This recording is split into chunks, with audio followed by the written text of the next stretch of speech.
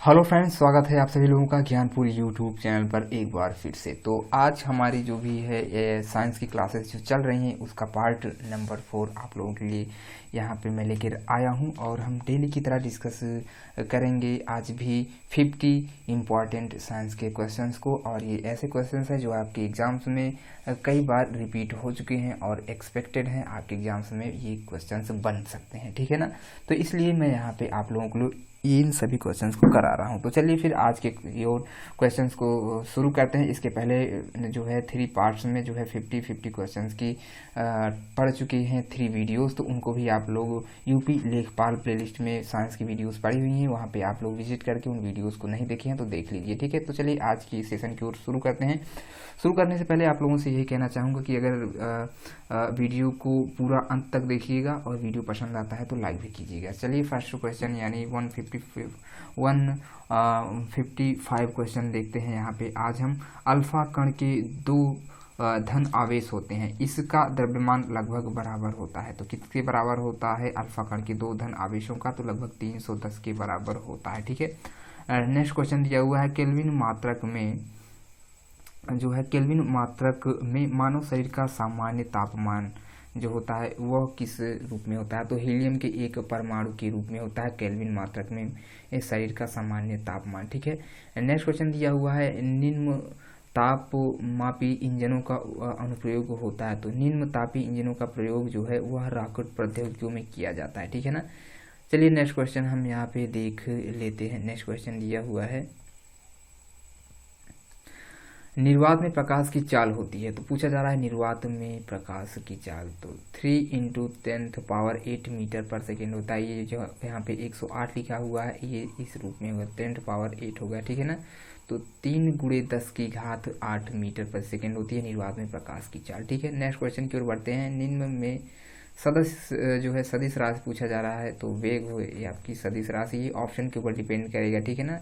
तो आप लोग यहाँ पे ये जान लीजिए कि सदिश राशियाँ ऐसी राशियाँ होती हैं जिसमें जो है परिमाण के साथ साथ दिशा भी होती है, ठीक है ना। एक होती है आपकी अदिश राशि, इसमें परिमाण तो होता है परंतु दिशा नहीं होती है, लेकिन सदिश में परिमाण के साथ साथ दिशा भी होती है, इसलिए वेग जो होता है एक जो है ये सदिश राशि है, ठीक है ना। नेक्स्ट क्वेश्चन देख लेते हैं। एक परिशुद्ध घड़ी जो है 3 बजे का समय दर्शा रही है। घंटे की सुई जो है 135 डिग्री घूमने के बाद क्या समय देगी? तो ये तो आपके क्लॉक से संबंधित एक क्वेश्चन हो गया। रीजनिंग में आप लोगों ने इसको पढ़ा होगा। तो 7:30 को शो करेगी। चलिए देखते हैं हम अगले क्वेश्चन को। नेक्स्ट क्वेश्चन यहाँ पे दिया हुआ है एक खगोलीय मात्रा की औसत दूरी है तो किसी के बराबर? तो पृथ्वी और सूर्य के बीच जो दूरी होती है वह एक खगोलीय मात्रा की औसत दूरी के बराबर मापी जाती है, ठीक है ना। चीज़ें क्लियर हुई होंगी। नेक्स्ट क्वेश्चन देखते हैं। निम्नलिखित में से किसने न्यूटन से पूर्व ही बता दिया था कि सभी वस्तुएं पृथ्वी की ओर गुरुत्वाकर्षित तो होती हैं? तो किसने बताया था? तो आर्यभट्ट ने यह चीज़ पहले ही बता दी थी, ठीक है ना। चलिए नेक्स्ट क्वेश्चन देख लेते हैं। जेट इंजन किस सिद्धांत पर कार्य करता है? तो जेट इंजन जो होता है यह रैखिक संवेग के संरक्षण के सिद्धांत पर कार्य करता है, ठीक है ना। चलिए बढ़ते हैं नेक्स्ट क्वेश्चन की ओर। नेक्स्ट क्वेश्चन यहाँ पे दिया हुआ है साइकिल चालक को प्रारंभ में अधिक बल क्यों लगाना पड़ता है? जीव विज्ञान यानी बायोलॉजी शब्द का प्रयोग सर्वप्रथम किसने किया था? तो सबसे पहली बात तो यहाँ पे दोनों क्वेश्चन को एक साथ इंक्लूड कर दिया गया है। तो सबसे पहला क्वेश्चन देख लेते हैं। साइकिल चलाने के प्रारंभ में अधिक बल क्यों लगाना पड़ता है? क्योंकि चालक जो होता है वह जड़त्व पर विजय पाने के लिए, ठीक है ना। यानी कि कोई भी चीज़ होती है वह जड़त्व अवस्था में होती है, लेकिन उसे आगे बढ़ने के लिए उस पर कुछ न कुछ प्रेशर क्रिएट करना पड़ता है, तभी वह जड़त्व अवस्था से गतिमान अवस्था में आती है। तो इसलिए साइकिल को प्रारंभ में अधिक बल लगाने की आवश्यकता होती है। अब बात आती है जीव विज्ञान यानी बायोलॉजी शब्द का प्रयोग किसने किया था? तो किसने किया था इसको मैंने पिछले वीडियो में आप लोगों को बता दिया है। कौन थे वो? तो लैमार्क और ट्रेविनेरस थे, ठीक है ना। चलिए अब हम बढ़ते हैं आगे के क्वेश्चंस की ओर। नेक्स्ट क्वेश्चन दिया हुआ है। क्वेश्चन यहाँ पे फिर से रिपीट हुआ है, वही क्वेश्चन जो भी मैंने आपको बताया। जीव विज्ञान यानी बायोलॉजी शब्द का प्रयोग सर्वप्रथम किसने किया था? तो लैमार्क एवं ट्रेविनेरस ने किया था, ठीक है। चलिए अब नेक्स्ट क्वेश्चन देख लेते हैं। वनस्पति विज्ञान के जनक कौन है? तो थियोफ्रेस्टस जो है ये जो है वनस्पति विज्ञान यानी बॉटनी के फादर माने जाते हैं, ठीक है ना, बॉटनी के फादर। नेक्स्ट क्वेश्चन यहाँ पे दिया हुआ है, चिकित्सा शास्त्र का जनक किसे माना जाता है? चिकित्सा शास्त्र तो हिप्पोक्रेटस हो जाते हैं चिकित्सा शास्त्र के जनक। चलिए नेक्स्ट क्वेश्चन की ओर बढ़ते हैं। नेक्स्ट क्वेश्चन यहाँ पे दिया हुआ है, पुष्पों के अध्ययन को क्या कहा जाता है?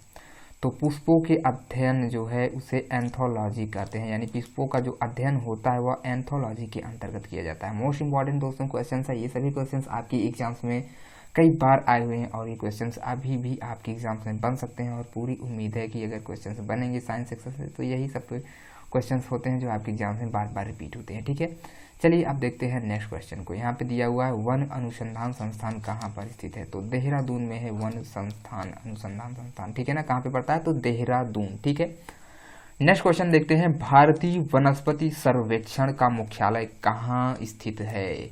तो कोलकाता में है भारतीय वनस्पति सर्वेक्षण। दोस्तों ये जो विभाग है वह सर्वेक्षण विभाग होते हैं या फिर अनुसंधान संस्थान जो होते हैं, ठीक है ना, तो इनसे संबंधित क्वेश्चंस भी आपके एग्जाम्स में बराबर पूछे जा रहे हैं। तो आप लोगों को एक लिस्टिंग कर लेनी है और उसमें जितने भी इंपॉर्टेंट संस्थान हैं या शोध संस्थान है या अनुसंधान संस्थान है तो उन सभी संस्थानों को याद कर लेना है। ठीक है, चलिए देखते हैं नेक्स्ट क्वेश्चन को। नेक्स्ट क्वेश्चन यहाँ पे दिया हुआ है, निम्न में से किसे वर्गीकी का पितामह कहा जाता है? वर्गीकी मतलब टैक्सोनॉमी।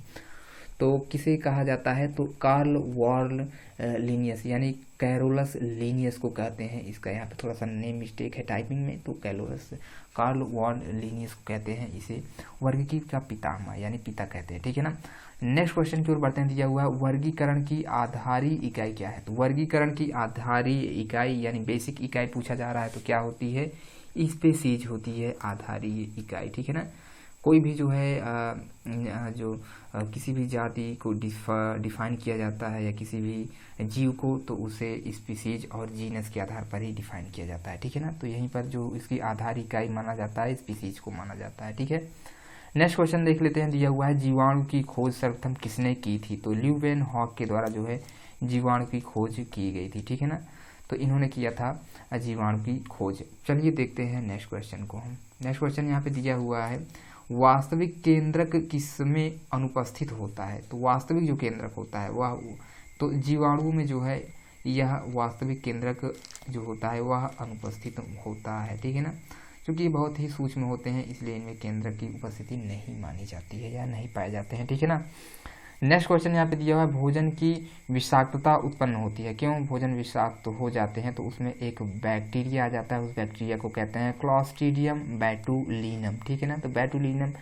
यही एक ऐसा बैक्टीरिया जो भोजन को विषाक्त कर देता है। नेक्स्ट क्वेश्चन देख लेते हैं, नाइट्रोजन के स्थिरीकरण में निम्न में से कौन सी फसल सहायक होती है? तो नाइट्रोजन को स्थिरीकरण करती है उसमें फली वाली फसलें जो होती हैं जिसे आप बीन्स वाली क्रॉप्स कहते हैं, ये काफ़ी सहायक होती हैं इन फसलों में। जैसे आपका मटर हो गया, चना हो गया, उड़द हो गई, ये सभी ऐसी बीन्स वाली फसलें हैं जो वायुमंडल की नाइट्रोजन को ज़मीन के अंदर फिक्स कर देती हैं। क्योंकि ऐसा क्यों होता है? क्योंकि इन फसलों की जड़ों में जो होता है रूट नोड्स पाए जाते हैं, रूट नोड्यूल्स होते हैं। इन नोड्यूल्स में जो है बैक्टीरिया पाए जाते हैं। ये बैक्टीरिया वायुमंडल की नाइट्रोजन को जो है नीचे मिट्टी में जो है एकत्र कर देते हैं। चलिए अब देखते हैं हम नेक्स्ट क्वेश्चन को। नेक्स्ट क्वेश्चन यहाँ पे दिया हुआ है, निम्नलिखित में से कौन सी बीमारी जीवाणुओं के द्वारा होती है? तो जीवाणुओं के द्वारा तो ये तो ऑप्शंस में आपके डिपेंड करता है किस हिसाब से ऑप्शन दिया हुआ है। यहाँ पे टू द पॉइंट हम डिस्कस कर रहे हैं। तो अगर यह ऑप्शन में होता कुष्ठ तो बिल्कुल करेक्ट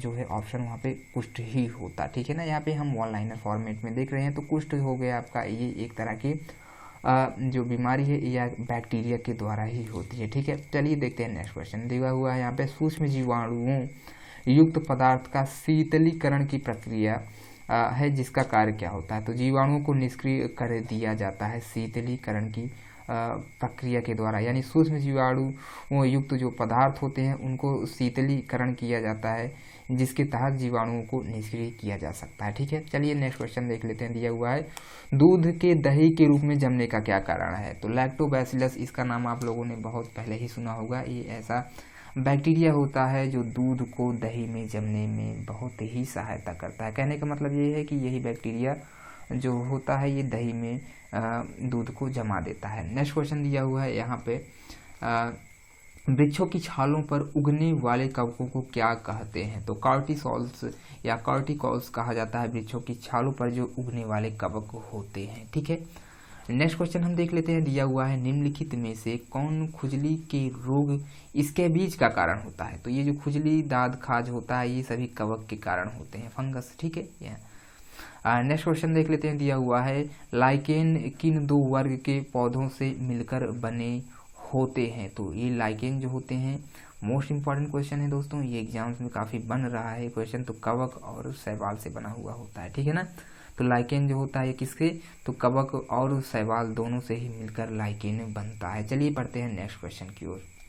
तो नेक्स्ट क्वेश्चन यहाँ पे दिया हुआ है लाइकेन किसके सूचक होते हैं? तो लाइकेन जो होता है यह वायु प्रदूषण को सूचित कर देता है। यदि वायुमंडल जो है इसमें कुछ प्रदूषण आ जाता है तो ये जो लाइकेन का होता है ये आपको बता देता है कि वायु में प्रदूषण आ गया है। ठीक है ना, तो इसलिए पर्यावरण की दृष्टि से काफ़ी उपयोगी पौधा यह जो कवक होता है, कवक और शैवालों से मिलकर बना हुआ होता है, ये लाइकेन काफ़ी उपयोगी माना जाता है, इसलिए इसका काफ़ी महत्व हो चला है और क्वेश्चंस यहाँ से बन रहा है। ठीक है, नेक्स्ट क्वेश्चन देख लेते हैं। यहाँ पे दिया हुआ है जड़ के स्थान पर मूलाभास किसमें पाया जाता है? तो ब्रायोफाइट्स में जो है मूलाभास पाया जाता है जड़ के स्थान पर। नेक्स्ट क्वेश्चन दिया हुआ है सबसे अधिक क्रोमोसोम किसमें पाए जाते हैं? तो टेरिडोफाइट्स में जो होता है इसमें सर्वाधिक मात्रा में क्रोमोसोम्स उपस्थित होते हैं। ठीक है ना, चीज़ें क्लियर होंगी। चलिए अब बढ़ते हैं नेक्स्ट क्वेश्चन की ओर।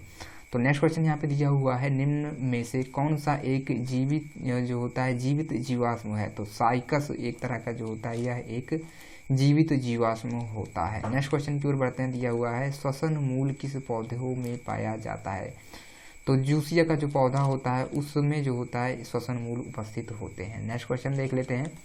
साबूदाना किससे प्राप्त होता है? तो साइकस का पौधा जो होता है इसी से जो है साबूदाना प्राप्त किया जाता है। ठीक है ना, याद कर लीजिए साइकस। ठीक है, साबूदाना प्राप्त होता है इस साइकस के पौधे से। नेक्स्ट क्वेश्चन है निम्नलिखित में से कौन सी एक जड़ नहीं है? तो आलू जो होता है यह एक जड़ नहीं है, यह एक कैसा है? तो कंद होता है। ठीक है, या तना भी होता है, इसे तना की कैटेगरी में रखते हैं। ठीक है, नेक्स्ट क्वेश्चन देख लेते हैं। स्तंभ मूल होती है तो अपस्थानिक जड़ें। ठीक है ना, नेक्स्ट क्वेश्चन दिया हुआ है जड़ें किस भाग से विकसित होती है? तो जड़ों का विकास मूलांकुर से होता है। अच्छा, तनों का विकास किससे होता है? तो तनों का विकास प्रांकुर से होता है। ठीक है ना, गाजर एक प्रकार से क्या है? तो गाजर एक तरह की जड़ होती है। ठीक है ना, चलिए बढ़ते हैं नेक्स्ट क्वेश्चन की ओर। नेक्स्ट क्वेश्चन हमारा यहाँ पे दिया हुआ है हल्दी के पौधे का खाने योग्य हिस्सा कौन सा होता है? तो हल्दी का जो होता है यह प्रकंद खाया जाता है। दोस्तों इसके जो जितने भी फसलों के खाने वाले भाग होते हैं GS करके प्लेलिस्ट चैनल पर बनी हुई है। यहाँ पे फलों से जितने भी मोस्ट इंपॉर्टेंट क्वेश्चंस बन सकते हैं सभी चीज़ों को वहाँ पे डिस्कस किया गया है। ये कौन से फल का कौन सा हिस्सा खाया जाता है इसके बारे में डिटेल में वहाँ पे बताया गया। तो उस वीडियो को आप लोग ज़रूर से ज़रूर एक बार देख लीजिए और बेहद ही इम्पॉर्टेंट वह वीडियो है, तो आप लोगों को ज़रूर से देखना चाहिए। आपको नॉलेज और एग्जाम्स दोनों के लिए बेहतर रहेगा। तो देखते हैं नेक्स्ट क्वेश्चन। दिया हुआ है प्याज किसका परिवर्तित रूप होता है? तो प्याज तने का ही परिवर्तित रूप होता है। ठीक है, तो नेक्स्ट क्वेश्चन देख लेते हैं। अब घरों में विद्युत की आपूर्ति 220 वोल्ट पर की जाती है। 220 वोल्ट प्रदर्शित करता है। तो क्या? तो यह 220 जो वोल्ट होता है यह एक औसतन वोल्ट को प्रदर्शित करता है। ठीक है ना, यानी कि इतना वोल्ट आवश्यक माना जाता है।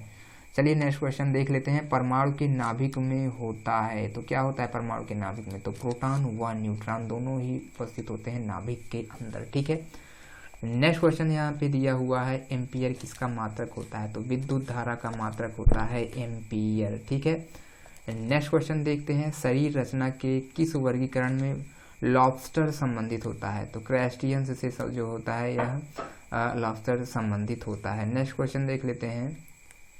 कौन से पौधों में नाइट्रोजन स्थिरीकरण की क्षमता होती है? तो आपको पहले ही बता दिया गया है चना एवं अन्य जितनी भी दलहनी फसलें होती हैं उन सभी में जो होता है वायुमंडलीय नाइट्रोजन को एकत्र करने की क्षमता होती है, क्योंकि रूट नोडल्स इनकी जड़ों में पाए जाते हैं। ठीक है, चलिए नेक्स्ट क्वेश्चन देख लेते हैं हम। यहाँ पर जो विद्युत का परिपथ होता है में फ्यूज का कार्य क्या होता है? तो विद्युत परिपथ में जो फ्यूज का कार्य होता है वह क्या करता है कि विद्युत परिपथ की जो होती है रक्षा इसी के द्वारा की जाती है। ठीक है ना, तो कोई भी शॉर्ट सर्किट होता है जैसे कि, तो वहाँ पे ये विद्युत जो होता है, जो फ्यूज का तार लगा हुआ होता है वो बिल्कुल भी जल जाता है, इस वजह से शॉर्ट सर्किट होने से बच जाता है। नेक्स्ट क्वेश्चन अब हम यहाँ पे देख लेते हैं, दिया हुआ है पराश्रव्य तरंगे मनुष्य के द्वारा क्या सुनी जा सकती हैं या नहीं सुनी जा सकती हैं। तो पराश्रव्य जो तरंगे होते हैं ये मनुष्य के द्वारा नहीं सुनी जा सकती हैं, ठीक है ना। चलिए नेक्स्ट क्वेश्चन देख लेते हैं यहाँ पर हम, भू स्थिर उपग्रह का आवर्तकाल कितना होता है। तो 24 घंटे होता है भू स्थिर उपग्रह का आवर्तकाल, ठीक है ना। तो आई होप कि दोस्तों आज का वीडियो आप लोगों को पसंद आया होगा। अगर वीडियो पसंद आया तो प्लीज़ वीडियो को लाइक कर दीजिएगा और ज़्यादा से ज़्यादा अपने दोस्तों में शेयर कीजिएगा। ये वीडियो आप सभी के लिए बेहद ही इंपॉर्टेंट है। वन लाइनर फॉर्मेट में चीज़ों को इसलिए डिस्कस किया जा रहा है जिससे कि कम समय में आप लोगों को ज़्यादा से ज़्यादा क्वेश्चंस कराया जा सके, और ये क्वेश्चंस बेहद ही इंपॉर्टेंट है। आपका कोई भी एग्ज़ाम्स हो, चाहे वह लेखपाल का हो, यूपी SSSC कि कोई भी अदर हो, या फिर UPP का हो, या फिर टेट टीचिंग लाइन, या फिर SSC, यानी कि कुल मिलाकर के जहाँ पे भी साइंस सेक्शन से क्वेश्चंस बनते हैं उन सभी के लिए ये क्लास इम्पॉर्टेंट होती है। तो आप लोग प्लीज़ इसे ज़रूर से ज़रूर डेली क्लास देखा कीजिए, और यहाँ पे हम डिस्कस कर देंगे टोटल 500 क्वेश्चंस को। उसके अलावा भी हम कुछ और भी इम्पॉर्टेंट क्वेश्चन की सीरीज लेकर आएंगे, और हम लगातार चैनल पर अपलोड करते रहेंगे वीडियोज़ को। तो चैनल को आप विजिट करते रहा कीजिए, और ज्ञानपुर चैनल आप लोगों का है तो इसे सब्सक्राइब जरूर से ज़रूर कर लीजिएगा, अगर अभी तक आप लोगों ने इसे सब्सक्राइब नहीं किया है तो, ठीक है ना। तो चलिए फिर दोस्तों आज के लिए सेशन को यहीं पर समाप्त करते हैं, और फिर मिलते हैं नेक्स्ट वीडियो में। तब तक के लिए जय हिंद, जय भारत।